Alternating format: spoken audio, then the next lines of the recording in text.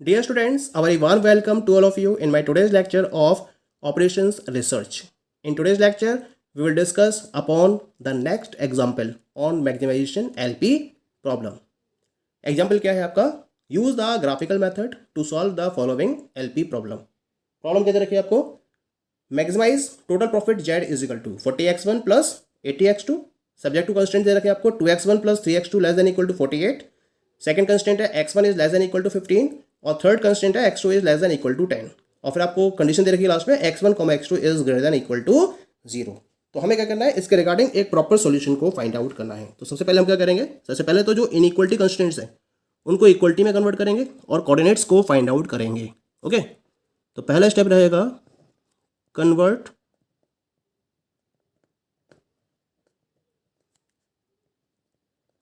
Inequality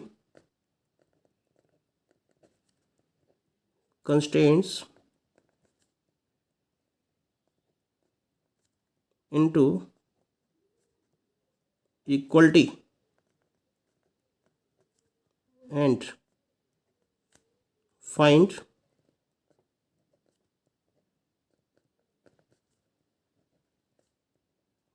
coordinates। ठीक है, तो यहाँ पर आपका पहला कंस्टेंट क्या है? द फर्स्ट कंस्टेंट इज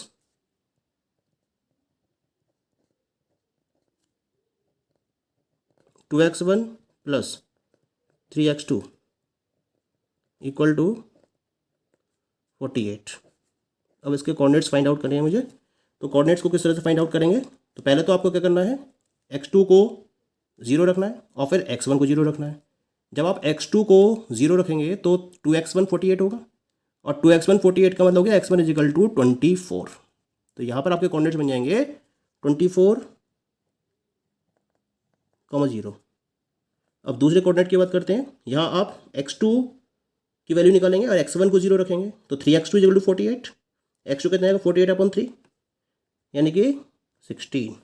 ठीक है, तो 0,16 ये इसका सेकंड कोऑर्डिनेट हो गया। सेकंड इक्वेशन लेके चलते हैं। सेकंड इक्वेशन क्या है आपके पास? x1 इज इक्वल टू 15, क्योंकि सिंगल वेरिएबल दे रखा है यहाँ पर, है ना। तो यहाँ पर आपके कोऑर्डिनेट्स जाएंगे x1 के रेफरेंस में 15,0। अब हम थर्ड की बात करते हैं। थर्ड में आपको इक्वेशन दे रखी है x2 is equal to that is 10। तो यहाँ पर कोऑर्डिनेट एक सिंगल कोऑर्डिनेट आएगा 0,10। अब क्या करना है हमें इन कंस्टेंट्स को प्लॉट करना है ग्राफ पेपर पर। Plot these constants on graph and find feasible region and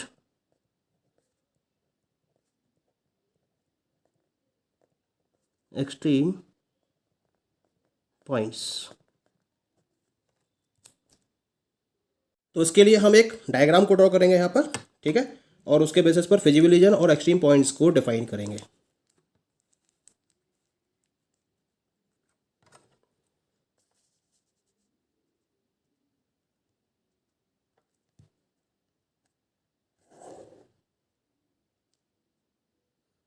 यहाँ पर आपके पास मैक्सिमम वैल्यू है दैट इज इक्वल टू 24। ठीक है, तो यहाँ पर हम 4 का स्केल ले लेते हैं। ठीक है, तो 6 सेंटीमीटर हमारा कवर होगा। 1 2 3 4 5 6।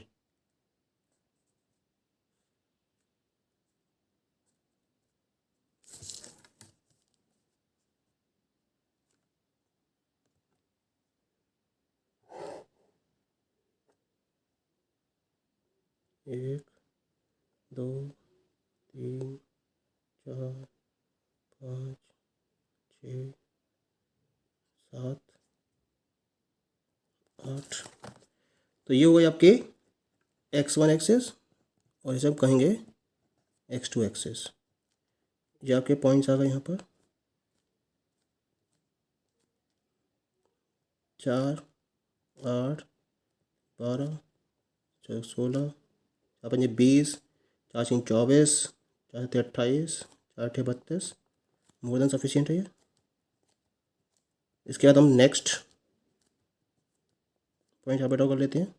4, 8, 12, 16, 20, 24, 28, 32। ठीक है, अब हम लाइंस को ड्रॉ करते हैं। तो लाइंस को किस तरह से ड्रॉ करेंगे, इसको मैं ऊपर कर लेता हूँ, यहाँ से ये क्लियर रहेगा कंप्लीटली। जो पहला कोऑर्डिनेट है आपके पास, the first coordinate is 24,0, 24,0 is the this coordinate, और दूसरा है 0,16, 0,16 इज दिस कोऑर्डिनेट। ठीक है, इन दोनों को हम एक लाइन के बेसिस पर मैच कर देते हैं दोनों पॉइंट को। तो ये जो लाइन हुई हमारी, ये फर्स्ट कंस्ट्रेंट को रिप्रेजेंट करेगी। सेकंड कंस्ट्रेंट की बात करते हैं। सेकंड कंस्ट्रेंट इज 15,0, 15, 12 और 16 के बीच में होगा कहीं ना कहीं। ठीक है, तो 12 और 16 का 4 का डिफरेंस है, हमें डिफाइन करना 3। तो ये 7 पॉइंट काउंट कर लीजिए यहाँ से, 5, 6, 7, ये यहाँ पर आएगा।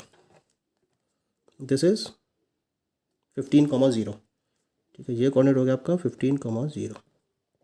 हमें क्या करना है, इससे एक पैरेलल लाइन ड्रॉ कर देनी है, क्योंकि ये सिंगल वेरिएबल है, इसी वजह से हमें एक पैरेलल लाइन को ड्रॉ करना पड़ेगा यहाँ से 15,0 से। ठीक है, तो इसको x2 एक्सिस के पैरेलल एक लाइन ड्रॉ कर दी, ये हमारी सेकंड कंस्टेंट को रिप्रेजेंट करेगी। थर्ड कंस्टेंट है हमारा 10, 0,10, तो 0,8 और 12 के बिल्कुल बीच में रहेगा। तो 8 और 12 के बिल्कुल बीच में ये आपका आ गया 10। तो ये कंस्टेंट हो गया आपका 0,10। ठीक है, क्या करना है आपको, 0,10 से एक पैरेलल लाइन को ड्रॉ कर देना है। पैरेलल किसकी होगी, ये x1 के पैरेलल होगी ये लाइन। ठीक है, चलिए, ये आपके पास लाइंस हो गई, ये आ गया आपके पास थर्ड लाइन। अब आपको क्या करना है, आपको फिजिबल रीजन फाइंड आउट करना है। सारे साइंस क्या है यहाँ पर इनइक्वलिटी के, लेस देन इक्वल टू। तो देखिए, इस वाली लाइन से इनसाइड एरिया, इस वाली लाइन से इनसाइड एरिया, और इस वाली लाइन से इनसाइड एरिया। तो जो आपका फिजिबल रीजन होगा वो मैं शेडेड एरिया से डिफाइन कर रहा हूँ यहाँ पर। ये आपका फिजिबल रीजन हो जाएगा। कॉन्सेप्ट क्लियर है? तो इस तरह से आपने यहाँ पर फिजिबल रीजन को प्रॉपरली डिफाइन कर लिया है। अब फिजिबल रीजन आपका डिफाइन हो गया। इसमें आपके पास जो एक्सट्रीम पॉइंट्स आए उनको मैं नाम दे देता हूँ। ओ, ये हो गया ए, ये पॉइंट हो गया बी, ये पॉइंट हो गया सी, और ये पॉइंट हो गया डी। ओके, तो कोऑर्डिनेट हो जाएंगे आपके पास 0,0। ठीक है, ए के 15,0 हैं। अब बी के देख लेते हैं। बी का जो ए कोऑर्डिनेट है वो तो 15 होगा, कॉमा। अब देख लेते हैं कि जो बी है वो किधर फाइंड आउट हो रहा है। ठीक है, तो बी के करस्पॉन्डिंग हमने ये पॉइंट आएगा और ये यहाँ काउंट होगा। अब देख लेते हैं कितने पॉइंट्स में आ रहा है। ये बिल्कुल 0.5 पर आ रहा है, और 0.5 का मतलब हो गया 4 और 8 के बीच में 6। तो इसके कोऑर्डिनेट हो जाएंगे 15,6। अब सी की बात करते हैं। जो सी कोऑर्डिनेट है, इट इज़, ये देखिए सी कोऑर्डिनेट ये आ रहा है आपका, इसका x2 तो हो जाएगा 10, और ये आ रहा है यहाँ पर, दिस इज द पॉइंट, यानी कि ये 9 को शो करेगा। तो यहाँ जो कोऑर्डिनेट होगा सी के रेफरेंस में वो हो जाएगा आपका 9,10।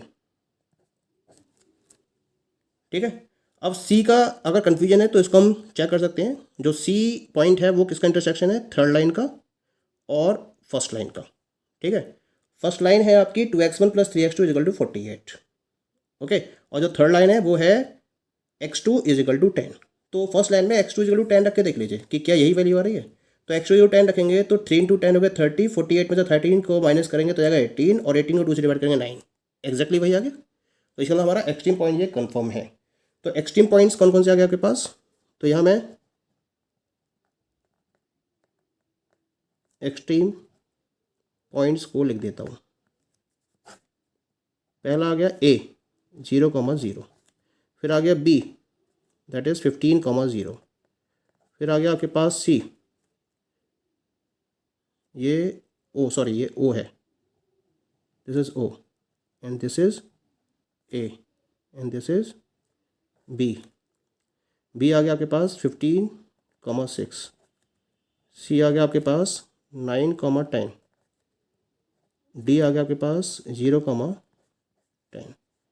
तो इस तरह से ये आपके पास एक्सट्रीम पॉइंट्स आ गए। तो एक्सट्रीम पॉइंट्स तो मुझे मिल गए, लेकिन अब मुझे क्या करना है, मुझे ऑप्टिमल सॉल्यूशन को फाइंड आउट करना है। तो कैसे फाइंड आउट करेंगे इसके लिए हम ये टेबल को ड्रॉ करेंगे, जिसके बेसिस पर हम ऑब्जेक्टिव फंक्शन वैल्यूज़ को डिफरेंट एक्सट्रीम पॉइंट्स पर मेजर करेंगे। तो एक्सट्रीम पॉइंट को एक साइड लिखा है मैंने, दूसरी तरफ कोऑर्डिनेट्स लिखे हैं, और तीसरी तरफ ऑब्जेक्टिव फंक्शन वैल्यू, जिसको हम z = 40x1 + 80x2 के बेसिस पर मेजर करेंगे।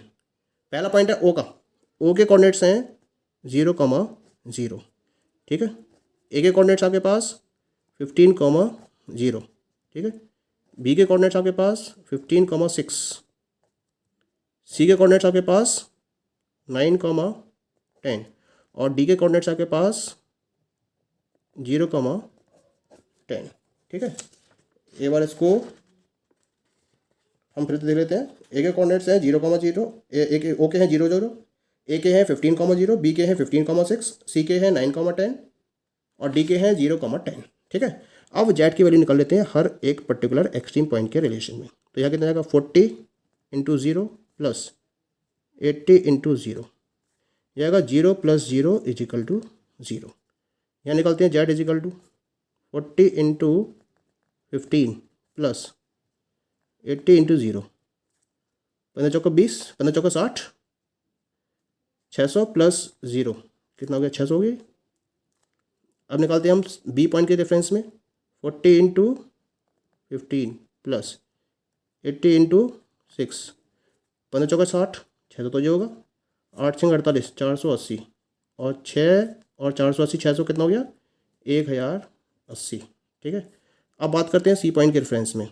सी के रेफरेंस में 40 × 9 + 80 × 10, 4 9 36, 3 60 और 8 नहीं 800, 8 और 3 11 कितना हो गया, 1160 हो गया ये, 8 3 11, 1160 हो गया। अब बात करते हैं डी की। डी कितना जाएगा, 40 × 0 + 80 × 10, ये 0 जाएगा, और 80 × 10 कितना जाएगा, 800। तो ये टोटल वैल्यू जाएगी 800। ठीक है। अब हमारे पास जो ऑब्जेक्टिव फंक्शन है वो क्या है, मैक्सिमाइज जेड का। तो हमें जेड की मैक्सिमम वैल्यू देखनी है, और जेड की मैक्सिमम की वैल्यू कितनी है, दैट इज = 1160। और ये किसके करस्पॉन्डिंग है, it is corresponding to point C. तो हमारा जो ऑप्टिमल सॉल्यूशन होगा वो क्या होगा, सो द ऑप्टिमम सॉल्यूशन